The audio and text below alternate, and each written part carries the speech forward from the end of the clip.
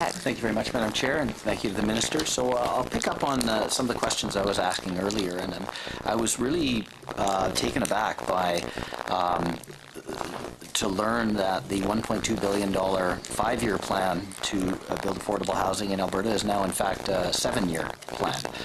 So what I'm very curious about is what is the impact of pushing that out? What specifically does not get built in the in-years, and how many people will not be housed as a result of that shift?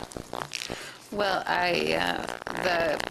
the two-year extension is just means projects won't happen as quickly, and there'll be a bit of a delay.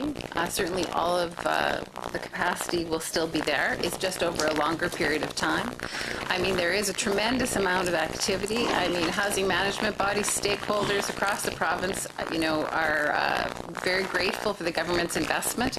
It's something they haven't seen in several years, and so there's lots of activity, and many are very grateful for the investment thus far. Well, I'm not saying they're not grateful. I'm sure they are. Albertans ultimately are the ones who ought to benefit from this. But I also know that there's a tremendous amount of confusion and lack of clarity within that sector. And so what I'm very curious about is why? Why has this shift happened? That's a substantial, we're sort of 40% extended here. That's really significant. I've just got to wonder, is the shift from the granting model to the government first investment model the root cause behind why this has shifted out from 5 to 7 years? Yeah. So my Assistant Deputy Minister, John Thompson, will answer. So we can't quantify what the impact of the change from grant to investment was. I can tell you that we have a number of grant-funded projects that are not progressing any faster than the projects that are funded under investment. So we can't attribute the delay specific to the funding type the government has committed to. What can you attribute the delay to? I mean, it's a significant delay, and it's a concern I've had with this government from some time that the capital projects seem to get announced because it's a nice headline, but once we actually get into the process of building it, things seem to really move out well into the future, and so Albertans who are counting on these investments to come to fruition are left wanting. So I'd like to dig into why you think it is that we've gone from a 5 to we've increased the timeline here by 40%. Well, I guess I would like to challenge your comments that we're not fulfilling on, what we've said we do when we do announce investments or grants. I think that we are. I mean, these are complex projects, and sometimes they do have delays for a multiplicity of reasons. So I think that, we have to sometimes be flexible, and things can't always happen as on schedule. Unfortunately, we want to have that, and certainly that's one of the things that I do as Minister. I get quarterly updates regarding projects being on track, on budget, all those things. So I think that I know that our government is closely monitoring that, and I, appreciate the concern, but I just want to assure the member that we're committed, and we've made a significant investment in a very tough fiscal time, and we'll continue to support this investment in affordable housing. Have you explored other models that may be able to deliver this more quickly? I mean, again, I have a concern that just seems a little too, it seems suspicious that you're shifting a fundamental sea change in how you fund projects, and at the same time the project, your major initiative within your ministry is 40% behind schedule. It seems unlikely that those two things are unrelated. Well, I guess I just want to say that, I've said this quite a few times this morning, and I'll just say it again, that, we have significant assets across the province that have been neglected, by the previous government. And so we are focusing and investing in our housing management bodies to make sure that they have the supports they need.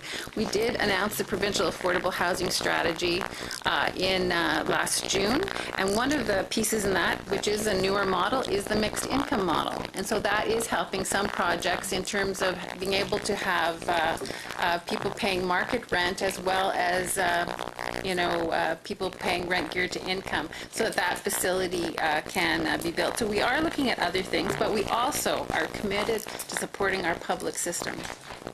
So I'm not suggesting you're not investing and that this is not a focus of your government. It is, and it is long overdue. The question is, are you doing it effectively? And in my opinion, based on what I see here before me in the budget and what I've heard today, I'm not convinced that you are doing it as effectively as you can. So my job is to continue to push you to do that. I would like to now just shift my focus in my last few minutes here back to page 63 of the fiscal plan, the capital plan. In the immediate years, we have substantial investment, $144 million in fiscal 18-19, but by fiscal 22-23, in the seniors housing development and renewal, you would spend $0 in 22-23. And again, are we not going to do any seniors housing development or renewal in 22-23? So John Thompson, my Assistant Deputy Minister Housing, is going to answer that one. Thank you, Minister. So the capital plan 2018 reflects an investment model and capital expenditures. And so the cash that is represented in the capital plan reflects projects that are approved and the progress that is expected on those projects. In a grant-funded budget, you might expect money in each year, which would be allocated as those years went forward. So the lack of cash in the out years does not mean projects will not be approved and funded in future years. It simply means that it reflects the completion of the projects that are currently approved. It sounds like a budget trick, because if you're telling me that we're looking here 5 years out, and this is presumably the 5-year capital plan, and there's no money allocated in 22-23, but what you're telling me is in a couple of years' time, perhaps there could be some money put there. What this looks like to me is a trick to make the books look better, rather than a true reflection of what the actual plan is. So if you're telling me that at some point in the future money may be allocated here but isn't in this current budget, how can we believe anything that's in this budget for anything other than this year? Mr.? Yeah, go ahead, John. So actually, I think there's another way of looking at it, which is you can believe what's in the budget because the budget reflects what is approved, as opposed to theoretical money that would be allocated to future projects. The other consideration, I would say, is that, as mentioned earlier in this discussion, there is the funding for the National Housing Strategy that will be coming forward. The amounts of that at this time are uncertain, and that will have to be reflected in future capital plans. And so in the out years, that funding and any cost matching that the provincial government must make will have to be reflected in those out years. And that is not included in Capital Plan 2018. The same thing goes for the other line items in that table then. The Aboriginal Business Investment Fund, that's $5 million a year every year until 22-23. Does that program simply end? So that is not something that this department is responsible for. The Aboriginal Business Investment Fund, Family, Social, Sports and Housing, that's not within your area. Okay. It's in the capital plan. So new housing supply, affordable and specialized housing, that goes to $0. Are we going to do no affordable and specialized housing in 22-23? So MLA Clerk, I think that has been answered. And, you know, I hear your critique of it, and certainly I don't think that is how it is. But okay, but one thing we've responded to you. Okay, so I'd like to know then. You said that in a grant model, perhaps that we would see some dollars in the budget allocated for potential future projects, but in an investment model, we do it differently. That, I think, is part of the root of one of the concerns I've heard from the sector of uncertainty of what's going forward.